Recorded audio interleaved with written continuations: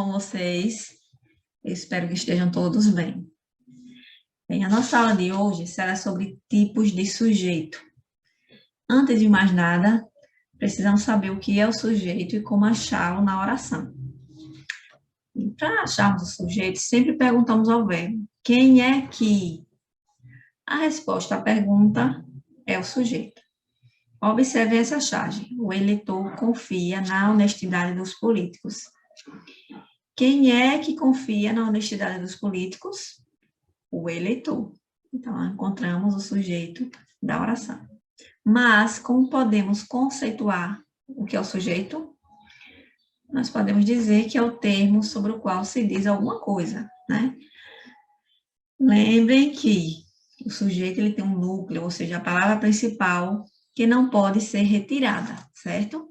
Nesse caso aqui, nós temos o sujeito, o eleitor, mas a palavra principal, que não pode ser retirada, é eleitor. Então, esse é o núcleo.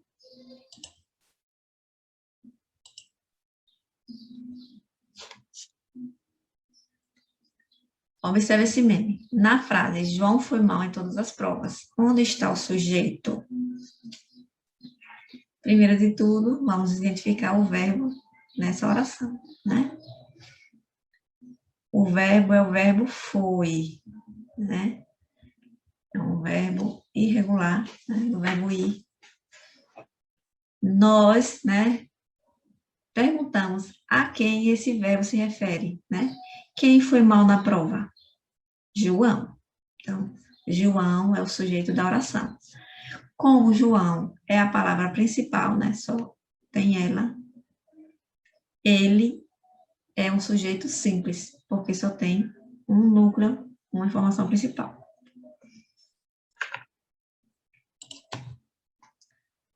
Sobre o sujeito, nem sempre ele está explícito na oração, nem sempre toda oração tem sujeito, e, de uma maneira geral, o verbo tem que concordar com ele. Observe esses trechos. Do texto Chuva Abençoada, de Mia Couto. Trecho 1. Agora a chuva cai, cantarosa, abençoada. Trecho 2. Estou espreitando a rua como se estivesse a janela do meu país.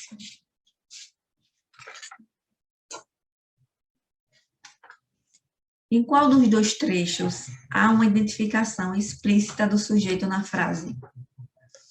Em qual desses dois trechos nós conseguimos, né, visualizar o sujeito na frase? Vamos para a primeira. Agora a chuva cai, cantarosa, abençoada. Estou espreitando a rua como se estivesse a janela do meu estreito país. Primeiro, né, temos que encontrar o verbo. Qual é o verbo dessa oração? Cai, né? O que é que cai, cantarosa, abençoada? A chuva. Então, nós temos um sujeito explícito. Já no segundo caso, estou espreitando, né? Espreitando é o verbo. Quem está espreitando? Eu, né? Não está explícito na oração, mas pela desinência do verbo, nós conseguimos identificar. No trecho 2, né?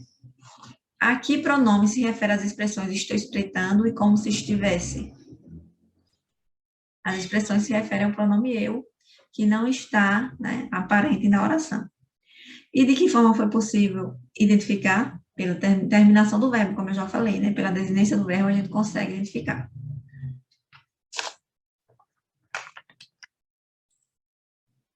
Observe as frases destacadas em negrito e relacione-as ao tipo de sujeito a que se referem.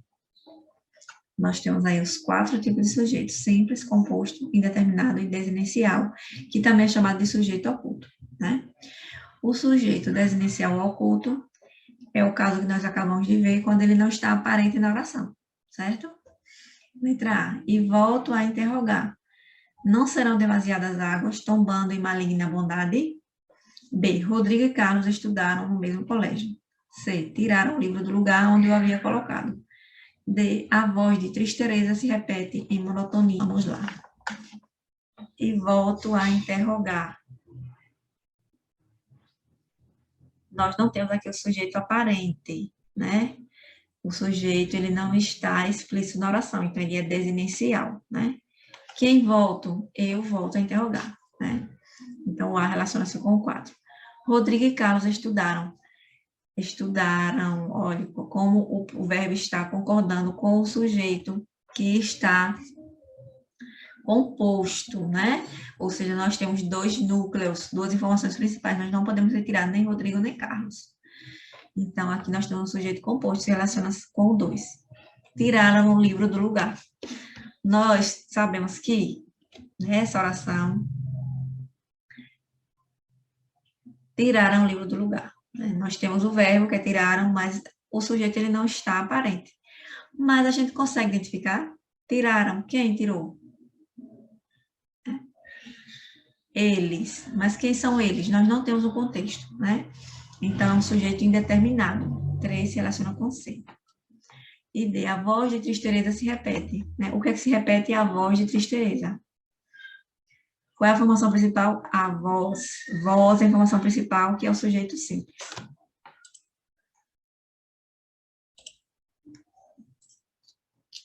Releia os períodos abaixo extraídos do fragmento da obra Fala Sério, Mãe.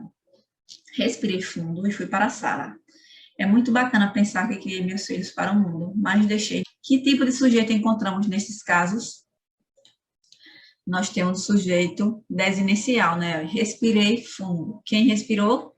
Eu, né? Está oculto, mas a gente consegue identificar pela desinência do verbo. Como podemos identificar o sujeito dessas orações? Como eu acabei de dizer, pela desinência da primeira pessoa do singular do verbo. Agora, observe as frases do texto chuva abençoada. Há quantos anos não chovia assim? Lá fora continua chovendo. Nós conseguimos identificar o sujeito dessas frases? Não. Certo? Por que vocês acham que isso acontece? Isso decorre do fato dessas orações enfatizarem a ação constatada no predicado sem atribuí-la a nenhum sujeito, né? Como são ações da natureza, né? Não podemos dizer que há um ser que pratique-as. Então, essas são orações sem sujeito. Agora, vocês vão reescrever, né, esse trecho aí, substituindo todas as ocorrências do verbo existir pelo verbo haver, certo? Como é que vai ficar?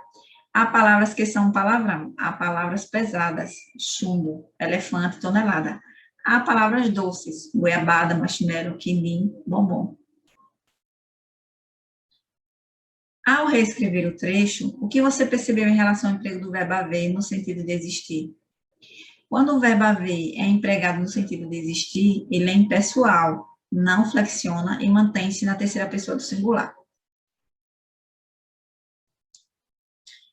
Quando um verbo expressa uma informação que não pode ser atribuída a nenhum ser, nós dizemos que se trata de um verbo impessoal. Nesses casos, temos a oração sem sujeito, formada apenas pelo predicado. São exemplos de verbos impessoais: chover, ventar, nevar, trovejar, relampejar, amanhecer, anoitecer. O exemplo, lá fora continua chovendo. Os verbos fazer, estar, haver e ser nas orações que se relacionam com expressões de tempo ou fenômeno natural. Fazia frio em São Joaquim. Há quantos anos não chovia assim? São 3 horas da tarde. Faz tempo que não o vejo. Era tarde. O verbo haver, quando exprime o acontecimento ou existência. Exemplo. Há palavras que deviam ser escondidas num baú fechado a 7 chaves.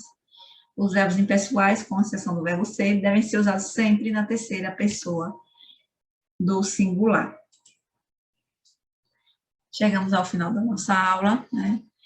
Espero que vocês tenham conseguido resgatar, né, os conhecimentos que vocês já adquiriram nos anos anteriores sobre os... Continue pesquisando, se tiverem gramática em casa também ajuda, isso facilita muito o aprendizado, certo? Até a próxima e fiquem com Deus.